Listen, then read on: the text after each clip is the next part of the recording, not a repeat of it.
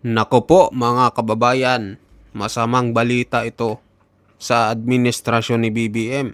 Ayon kay Attorney Mike Operario, patuloy daw ang pagsadsad ng approval ratings ni BBM.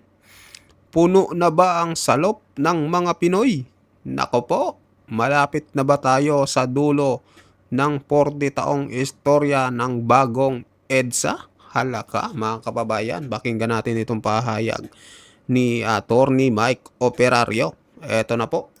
Patuloy ang pagsadsad ng popularidad ni Bongbong Marcos. Ang tanong ng marami, ano na ang mangyayari nito sa ating bansa?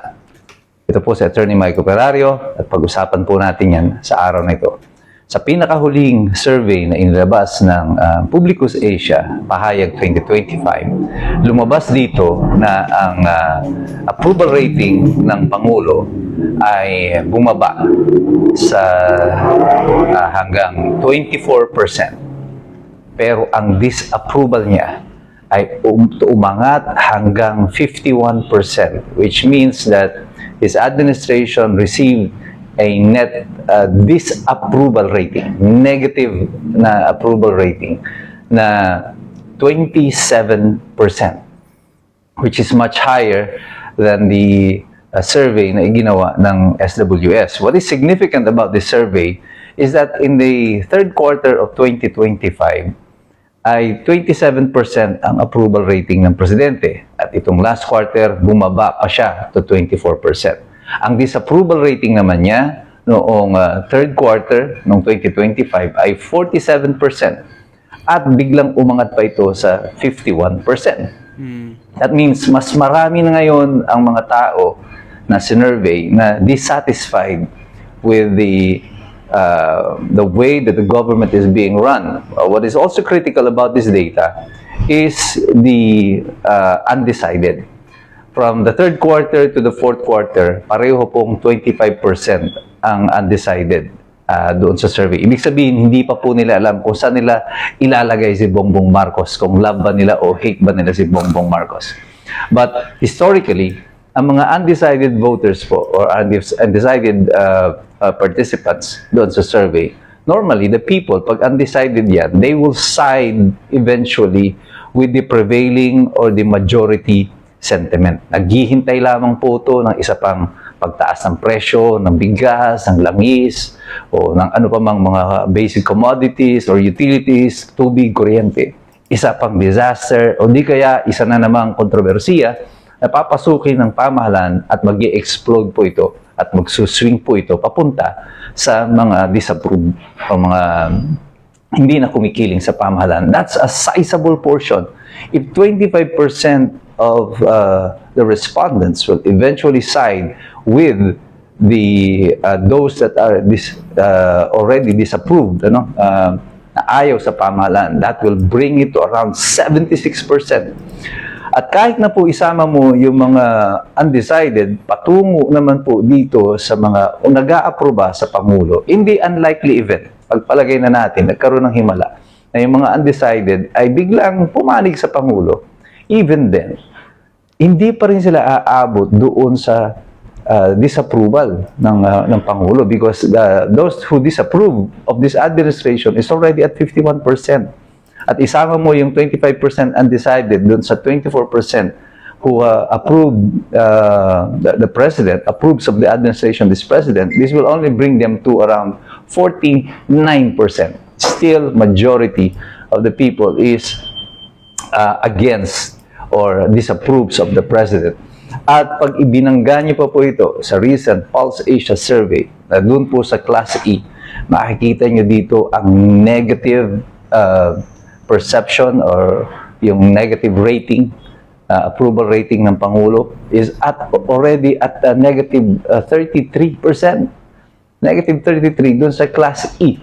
While si Sara Duterte ay pumalo, umakyat siya ng kanyang net approval rating sa Class E lang ng up to 47%, I think, 44 or 47%.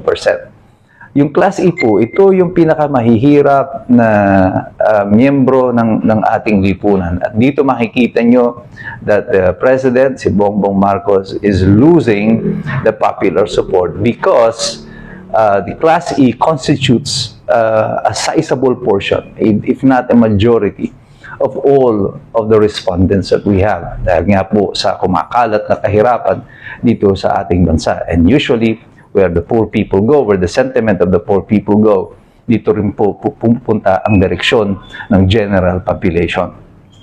Ano ang kahulugan nito para sa administrasyon? Well, malaki po ang implikasyon nito.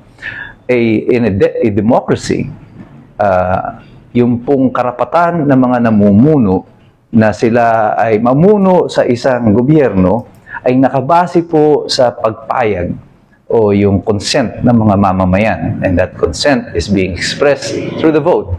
Ito po ang mga negative survey na ganito, na sunod-sunod at tatlo na po na mga independent survey providers ang nagbigay ng, although magkakaiba na datos, ay pare-pareho po ang wangis. There is a negative trust rating for the president. At lahat po ito ay nagpapakita that the people have already withdrawn their trust and their support to the government. The problem here is usually sa mga pamahalaan na hindi po malaya at demokratiko ang kanilang mga pananaw. Kapag po iniaatras na ng mga tao ang kanilang pagpayag sa pamumuno ng isang pamahalaan, madalas po pinapalitan nila ito ng pananakot, ng puwersa, ng intimidation or intimidation upang ang mga tao ay patuloy na mapasunod. At makikita natin nangyayari yan sa kasalukuyan. When this government is becoming more and more unpopular, ginagamit nila yung pera ng gobyerno para doon sa tupad, sa AIG, sa kung ano-ano pa, na pangako doon sa mga tao. Dito ay napipilitan ng mga tao na sumunod doon sa mga politiko. Dahil kung hindi ka sasali sa kanila, hindi ka magpapalisa ka sa kanila, ay hindi ka makakatanggap ng anumang ayuda. Kaya nga, ang obserbasyon ng marami, ginamit sa pamimili ng boto itong mga ayuda na ito na binibigay ng pamahalaan. Nakikita natin ngayon yung mga hindi pumapabor sa gobyerno, sila ay kinakasuhan, sila ay pinapakulong, sila ay mga hinahabol. And this is showing a picture of threat to the people. But these attempts of the government to hijack yung authority from the people through intimidation, through threats, ay hindi na po isang aspeto ng demokratiko at malayang bansa. Ito na po ay gawi ng mga diktadorya. At sa kasaysayan ng Pilipinas, alam naman natin na nangyayari sa mga diktador, kagaya nung nakaraang Pangulo na tatay ni Bongbong Marcos. Siya ay naging diktador, pero binawi ng tao sa malinaw na paraan ang kanilang consent sa authority na ine-exercise niya over the people. And right now, the President knows at yung administrasyon niya, yung Malacanang, alam nila kung ano ang consequences ng pagbawi ng consent ng mga tao sa authority na meron kayo. 40 years is just around the corner, Mr. President. Malapit nang mag-anibersaryo, ika-4 na pong anibersaryo ng EDSA 1. And I know that in the back of your mind, ito ay bumabagabag sa inyo.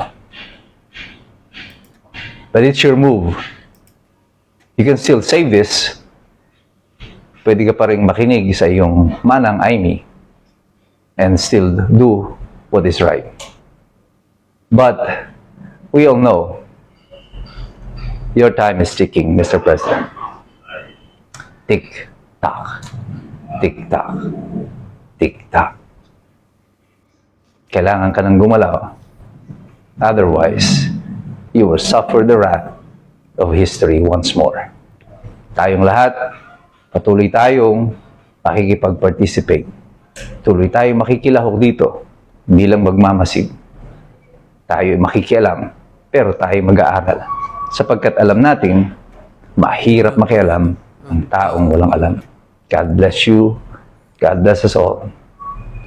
Mabuhay ang Republika ng Pilipinas. Ayan mga kababayan, ano po pahayag nyo dito sa sinabi ni Attorney Mike Operario, no, na talagang ang pagsadsad ng approval rating ni BBM ay talagang delikado para sa kanya, mga kababayan. Lalo't na't maraming nangyari ngayon, no? Lalo na nung taong 2025, grabe yung nangyaring anomalya at maraming nagsalita. Saldico, sino pa, si Manang Aimee, at kung sino-sino pa, mga kababayan. Kaya talagang sumadsad ang approval rating ni BBM. At mangyayari pa ito sa mga susunod pa, mga kababayan, dahil syempre mas sumadsad ang approval rating niya nung nagsalita na si Amy Marcos, mga kababayan. So kayo, anong pahayag nyo dito sa sinabi ni Attorney Mike Operario? Mag-comment kayo, mag-like at mag-subscribe, at sa mga bagong pasok dyan, pa-subscribe din po ng ating channel, mga kababayan. Maraming salamat po.